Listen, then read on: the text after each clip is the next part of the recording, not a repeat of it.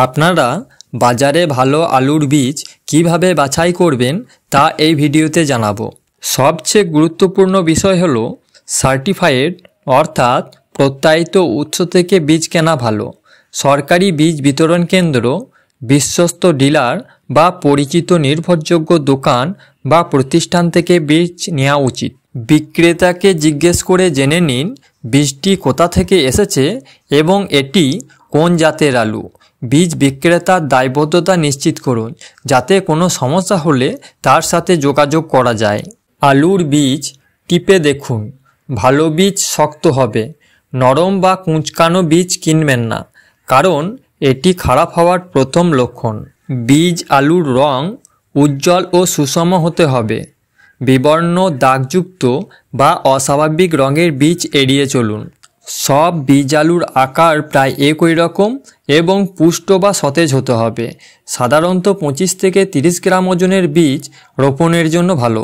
আলুর বীজে পচন, ছত্রাক বা পোকার আক্রমণের কোনো চিহ্ন থাকা চলবে না। নষ্ট বা সবুজ হয়ে যাওয়া আলু বীজ হিসাবে ব্যবহার করা উচিত নয়। আলুর বীজ জলে ফেলে দেখুন, সুস্থ ও ভালো বীজগুলো জলে ডুবে যাবে। যে বীজগুলো ভেসে উঠবে সেগুলো সাধারণত খালি, রোগাক্রান্ত বা ক্ষতিগ্রস্ত হতে পারে, সেগুলো বাদ দিন। যদি বীজে অঙ্কুর বের হতে শুরু করে তবে তা ছোট এবং মজবুত হওয়া উচিত।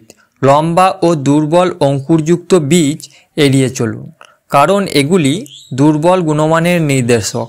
সম্ভব হলে সার্টিফাইড বা মান পরীক্ষিত বীজ কেনার চেষ্টা করুন, যেখানে বীজের গুণমান ও অঙ্কুরোদ্গমের হার সাধারণত 80% বা তার বেশি উল্লেখ থাকে।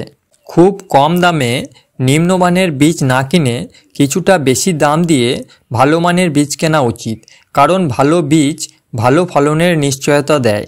এই ধরনের কৃষি সম্পর্কিত ইনফরমেটিভ এবং নলেজেবল ভিডিও দেখার জন্য চ্যানেলটি সাবস্ক্রাইব করে রাখুন।